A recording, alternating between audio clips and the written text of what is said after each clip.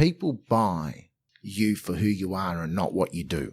What you do is just a what, but people engage with someone who represents a value and something that they can connect with. Welcome to Stand Out, Get Noticed, the podcast that helps you speak and present with rockstar confidence. I'm Christina Canters, your host and founder of the C Method Communication Skills Training. For free resources and to subscribe to the show, visit thecmethod.com. Hi there, Rockstar, and welcome to episode 120 of Stand Out, Get Noticed. Christina with you here. I'm back with a fantastic guest this week, and we're talking about personal brand, purpose, and how to get unstuck in your career. And joining me on the show is the wonderful Robert Cunyo from Future You Coaching. Robert is a business and career accelerator coach who also works from Hub Southern Cross, my co-working space. That's where we met. He's super passionate about inspiring people so that they can achieve their career goals and feel rewarded and satisfied in their work. We were having a conversation one day at Hub and we got talking about career transitions and how it's quite normal now for people to move from one career to the next, as I've done and as he's done multiple times. But often figuring out what the next thing to do or the next step to take can be difficult and confusing and often requires a lot of soul searching. And we were talking about this and I said, you know what, we should share this on the podcast. So here it is. In this episode, you'll discover why it's okay to move from one career to the next, how to find your strengths that will help you to accelerate your career and make a transition if required, what to do if you're feeling stuck in your career and you don't know how to move forward, and why personal brand is so important for career progression. And this is also relevant to business owners too. So even if you're not feeling stuck in your career, if you're a business person or if you're a consultant where you have to work with other people and assimilate into their environments and be seen a certain way, then you'll also get a lot of value from this episode. Oh, and we also tackle one of life's big questions. How do you find your life's purpose? So we do cover a lot in this episode. I hope you enjoy. Show notes will be at thecmethod.com/Robert. That's thecmethod.com/Robert. I do have one announcement before we get to that. I will be running a workshop on podcasting next week. It's called Podcasting for Business and Introduction at Hub Southern Cross. It's a lunch and learn, so it's lunchtime on Tuesday, 25th of July here in Melbourne in the CBD. Now, I've created an events page on my website. It's thecmethod.com/events, and there I'll be putting links to all the upcoming events that I'll be speaking at so that it makes it easy for people, because I've got a few coming up, and instead of telling everyone individually for each event, I thought I'll make one page. So go to thecmethod.com/events and there'll be links there to that workshop that I'm running on Tuesday. It's free to register, and I'll be sharing why podcast is so beneficial to growing your business, why you should or shouldn't start a podcast, and I'll be answering any questions that you may have as well about building a successful show. So if that sounds interesting to you and you're in Melbourne, do come along. Go to thecmethod.com/events and register there. All right, let's move on to the conversation I had with the lovely Robert Cunyo. If you look at my history, I've had a really exciting career. But towards the end of my career, I landed in a job which had a great title and great prestige, but just didn't work for me. And I've got to know a lot of people in the same position who feel trapped, they feel stuck, they feel like the world's going by and they're not really achieving, they're feeling dissatisfied. So what I decided to do was jump out of my career. And when I jumped out, it was a jump out. It wasn't a jump out for this. It wasn't until later that I got back to career coaching. And what drove that is to get back to my purpose. So I started off as a humble lecturer and teacher and tutor. And to anyone who would listen, I would say that's the best job I ever had, because it was teaching, and I'm a teacher at heart. So I wanted to go back to my roots. I wanted to go back to something that was purposeful and meaningful to me, but I didn't want to go back to lecturing and marking assignments. So coaching was something that I've been practicing as a leader. So I went back and got officially qualified. I got my piece of paper. I was so excited. So I started coaching not only professionals who are looking for accelerated careers or some navigation through a career, but also started to connect with graduates and graduates saying to me, well, I've got my piece of paper. Now what? What's a CV look like? What's LinkedIn? How does that work? So there's a broad range of activities that I do, which are all centered in a coaching philosophy. What advice do you have for people who might be finding themselves in a situation where they feel maybe a bit stuck in their careers, but they don't actually know, like we all have blind spots, right? We don't know what we don't know, and we often have skills and specialities that we don't actually know that we're good at. So how can someone go about uncovering what these blind spots are and potentially using that to make that transition in a more confident manner? My experience has been that most people make their decisions based on what's my next step up, okay, and what qualifications do I need for that. And as I said earlier, I think that approach is going to really lose its effectiveness. What I advocate is look internally and look around you. And if you do 360s, these are a real powerful way of getting this information. Identify your skills, but then link your skills to your purpose or your passion. Know what really floats your boat. Now, if you listen to Simon Sinek, he talks about knowing your why, and he talks about a whole process of doing that. And that's wonderful. And I assist people in doing that. But ultimately, in your heart, you know what you want to do. You know what you're good at. And sometimes what's lacking is the financial stability or just the courage to take that leap. But if you're truly stuck, it is really, really useful to seek independent people who don't know you, because people who don't know you who are trained. So I'm talking about coaches, for example, who you can talk to honestly, who can start to see the things that you can't see and can help take you on a journey to help you uncover those things. Now, a lot of people go, no, I'm going to go talk to my friends. Well, your friends are your friends, and they're either going to, in good Australian style, tease you, or they're just going to say, well, I like you because, which is reinforcing what you know, which is not actually a step forward. It's really, really comfortable. It's great to be told how good you are. But sometimes you need someone to say, oh, you're not that good at that. Maybe you should be seeing this, or what makes you think you can do that really well. So that's the process. The process is look around you, but seek independent advice. Secondary to that, consider some psychometric tests that might help you uncover some of your strengths and your values. Sure. So something like a Gallup Strengths Poll or a VIA Institute Strengths Test, which both are free.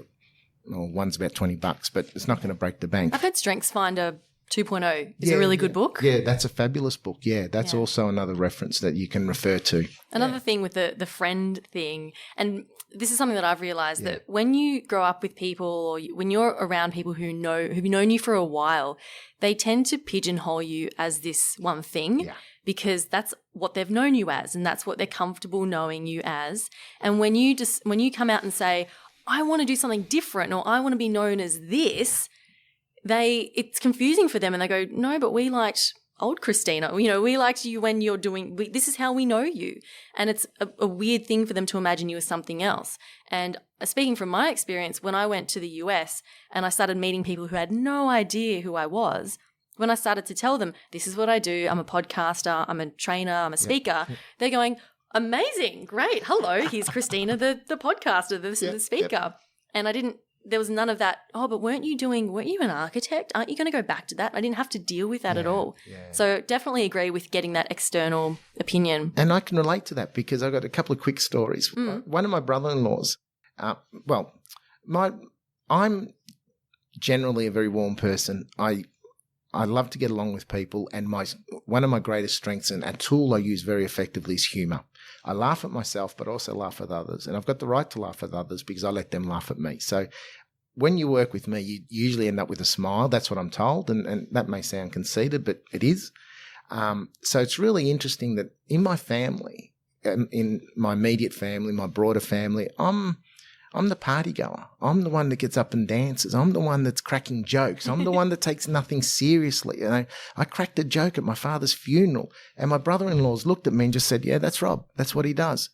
But then the same brother-in-laws looked at me and said, how do your students take you seriously when you're lecturing?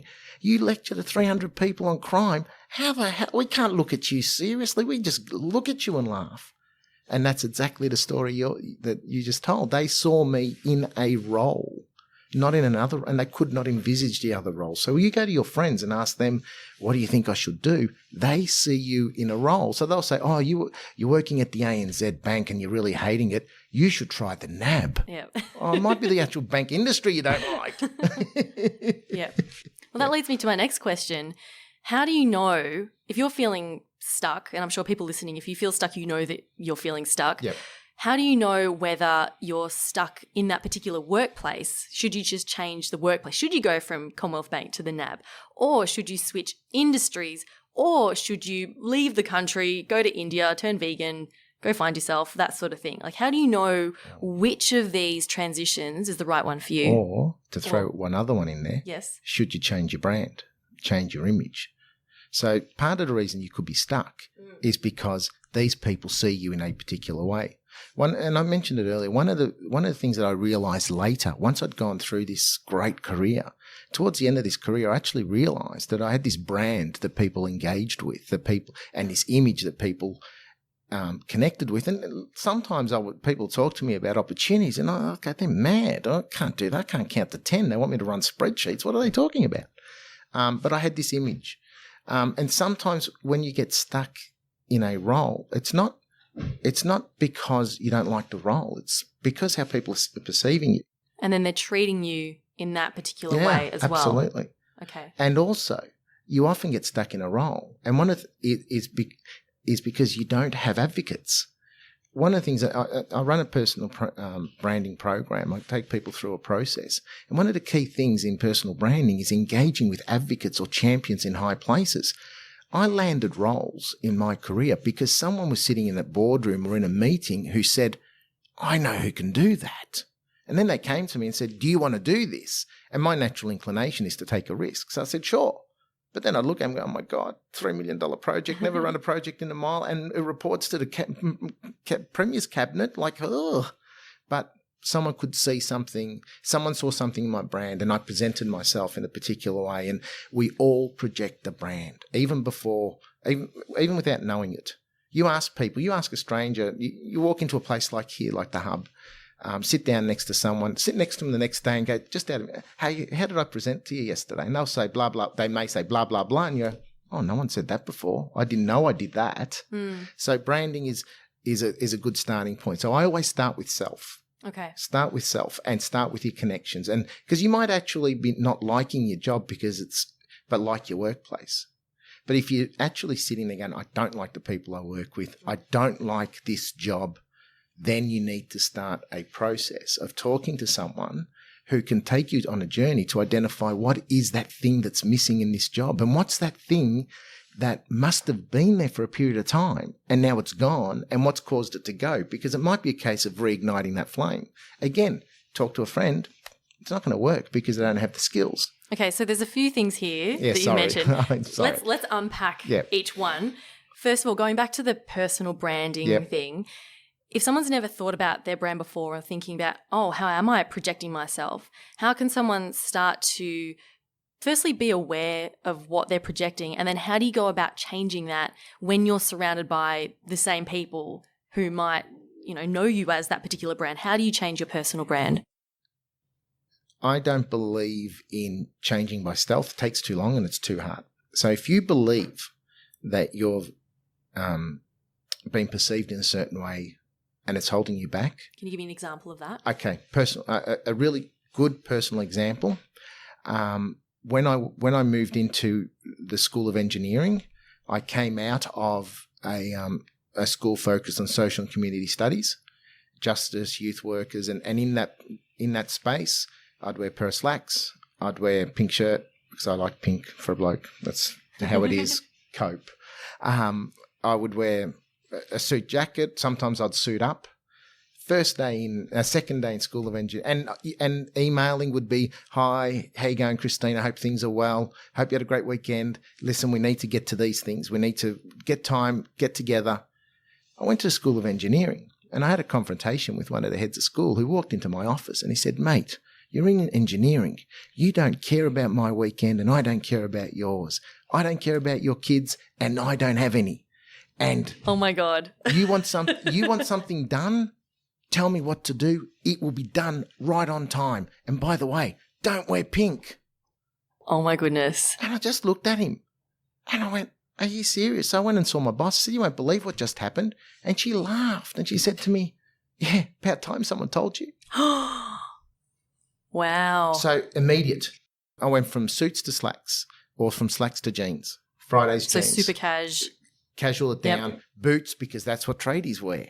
Suddenly it was that assimilation stuff. I'd wear darker shirts. I would be okay with swearing a little bit, it was, and what I did is quite literally changed it overnight, and people sort of were taken aback, because what you need to do is you need to jolt people into re-recognising you. And marriage counsellors say this, when a marriage gets stale and, oh yeah, I'm going to come home, have dinner, watch telly, go to bed, wake up, and then the counsellors say, no, bang, go away for a dirty weekend. And you go, what? But you do when you come back, and things have changed because you're being jolted.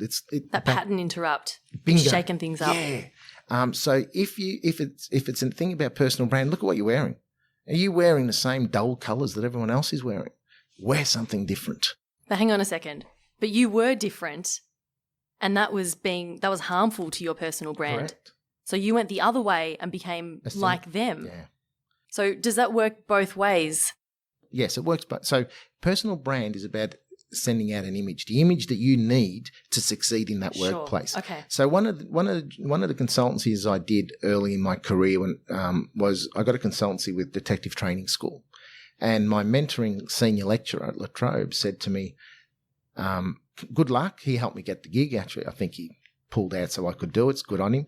And he said to me, "Have you got a blue suit and white shirt?" I said, "Yeah." He goes, "Great, wear it and wear a blue tie." I said, "Why?" He goes, "That's generally what police officers wear. You don't want to fight them. Yeah. You need to assimilate. Your Yeah. brand needs to match." So there is an element of matching. You need some distinction, but personal branding is you've got some core values and things you represent. I didn't change those. I still joked around. I still had a smile on my face. I still, when I asked for things to get done, I would drive that change.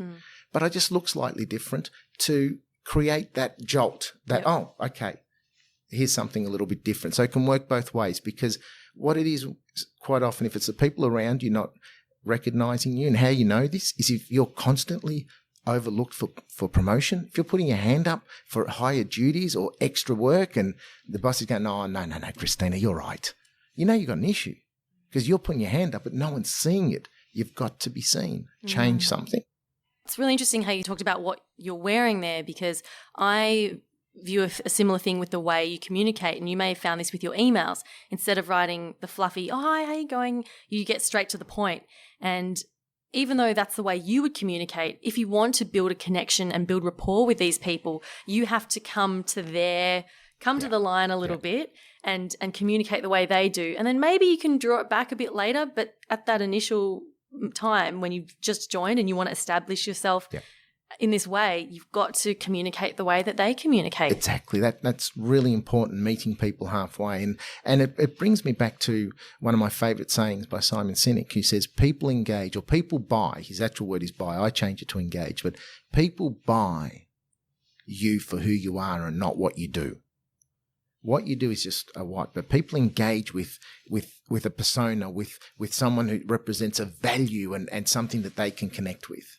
And to do that, sometimes, absolutely all the time, you need to meet halfway. Now, another thing that you talked about before, along with the personal branding, was about this idea of reconnecting with your passion and your purpose.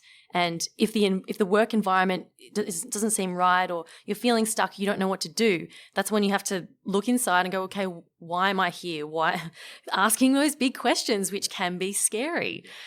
So how does someone go about doing that, especially if they graduated high school, went straight to uni, thought that they were doing all the right things, followed the path, in inverted commas, that was set out for them? I know I did that.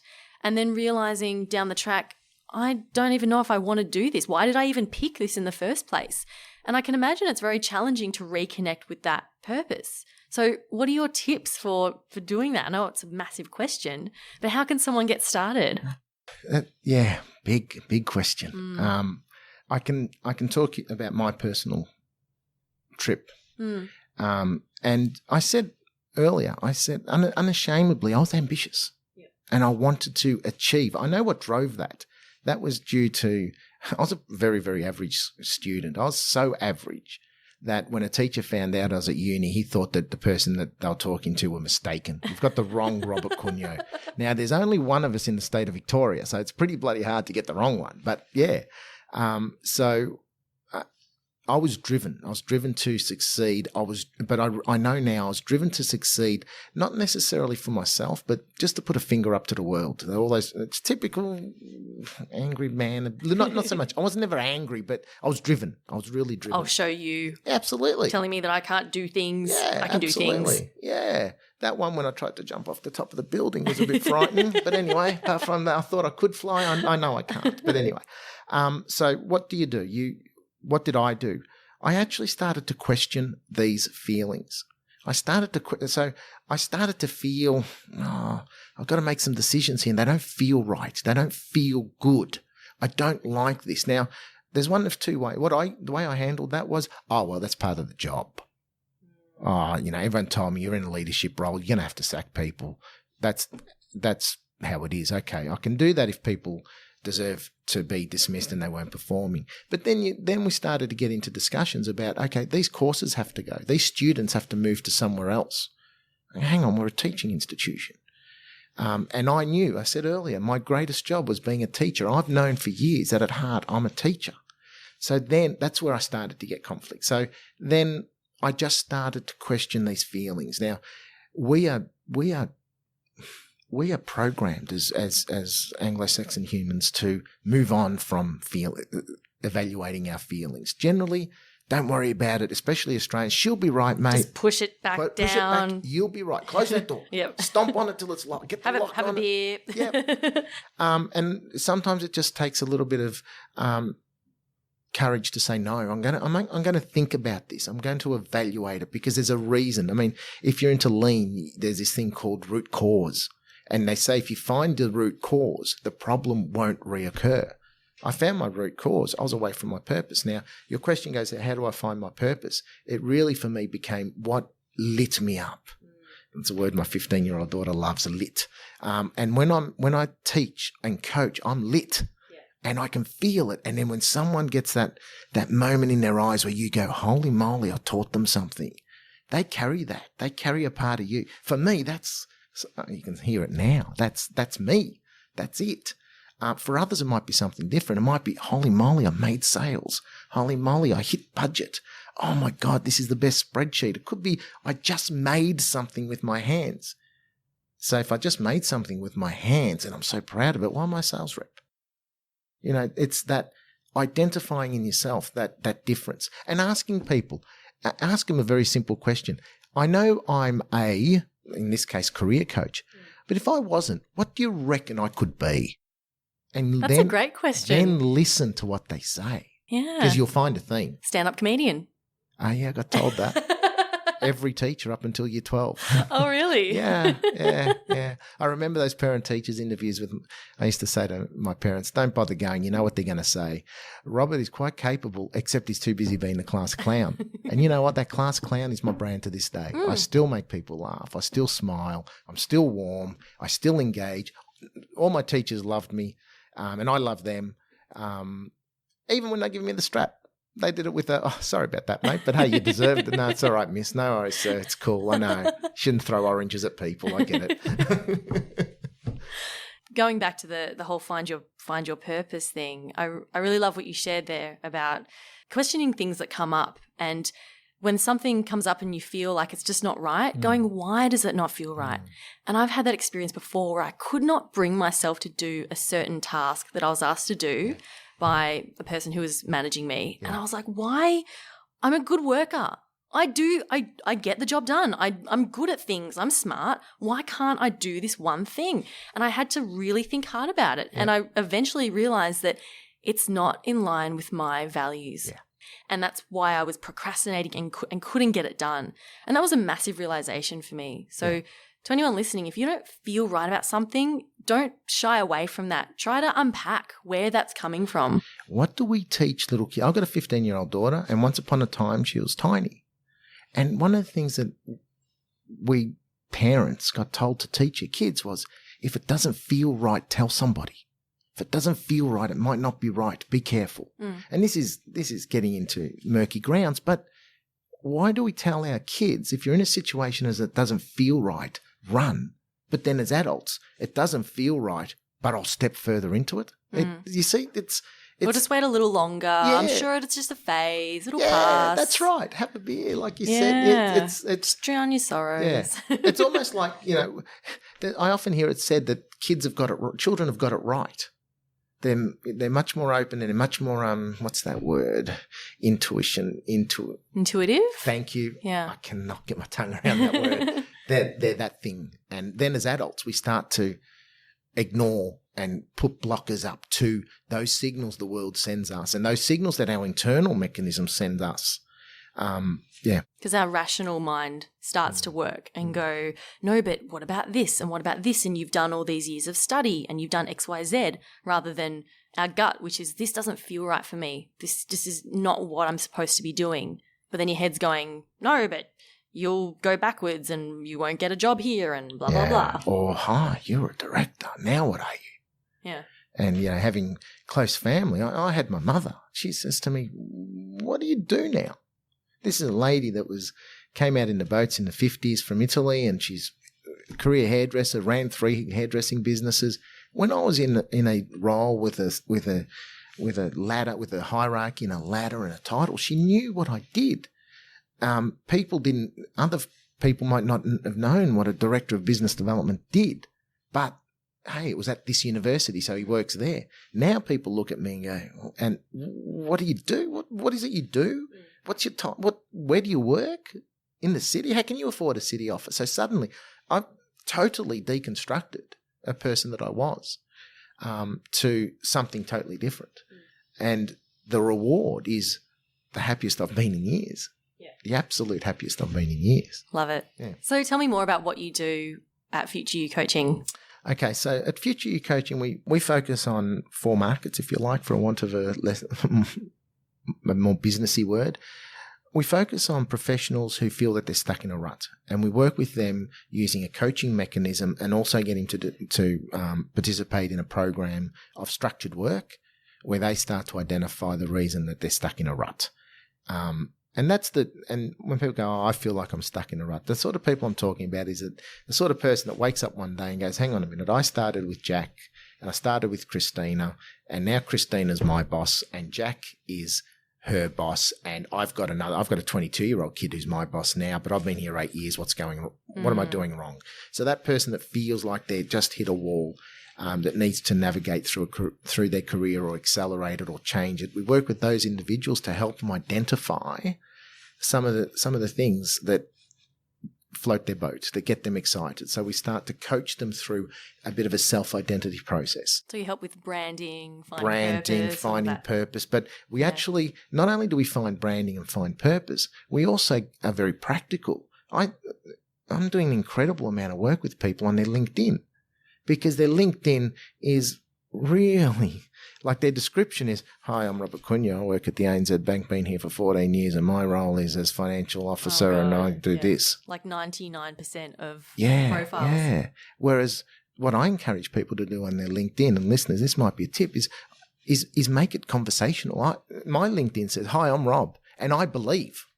I believe in inspiring people to achieve their career goals. I believe in people being happy in the workplace. I believe in people getting rewarded, apart from financially, by being at work. And people have come back to me and said, "Oh, wow!" And that's that connection. There's that straight away. I've got a brand. I've got values. Whereas you just give me a job description in LinkedIn, I go, who the hell is this person? So it's like there's a million people that do that. Yeah.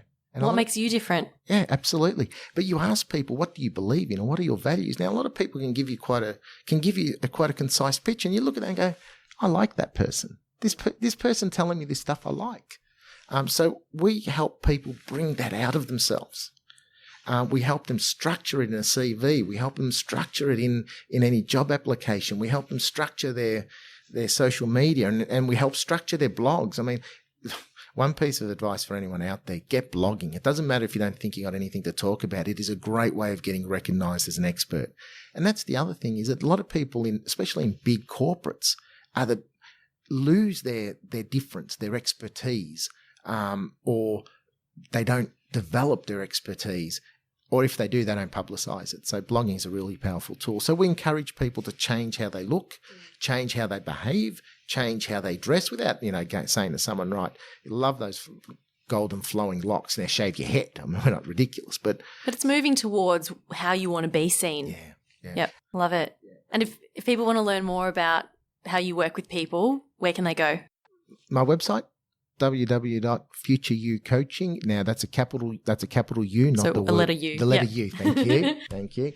futureyoucoaching.com.au. Also on Facebook, which is at Future You Coaching, and on Twitter, and I've got an Instagram too, which is awesome because I've had it for 2 weeks and I've never had Instagram congratulations. before. It is. I've got 150 followers in a couple of weeks. And there you go. I'm so excited until I tell my daughter, my 15-year-old, and she says, Dad, that's rubbish. Hey, 120. I don't think that's a bad job at all. No, working hard. Well, good luck Instagramming. Thank you. And thank you so much for joining me on the show. This has been really, really awesome. interesting. Thank you. And look out for my blog. So link in. I blog regularly. Take phone calls. Happy to talk to people. And, it's about having an impact. So some people will say, look, I'm not looking for a coach, but can I run this past you? Absolutely. Give me a call, because it's, like I said, it's about making a positive contribution to people's lives. Fantastic. Thank you. Big thanks to Robert Cunyo from Future You Coaching for being such an amazing guest on the show this week. I just love the passion he has for helping other people and inspiring that positive change. Really love what he's doing there. You can find out more about his work at futureyoucoaching.com. That's you with the letter U. Or simply visit the show notes at thecmethod.com/Robert. And before I leave you for this week, remember to go to thecmethod.com/events to have a look at the upcoming events that I'll be speaking at and also the public workshops I'll be running. I'm planning on doing a public speaking workshop in the next few weeks. Quite excited about that. So once I've got everything finalized, that link will be going on that page as well. So it's worth checking out. And that wraps up this week's episode. Thank you so much for spending some time with me today. Love having you join me. Keep on being awesome, and I'll talk to you next week. My name's Christina Canters, and this has been Stand Out, Get Noticed.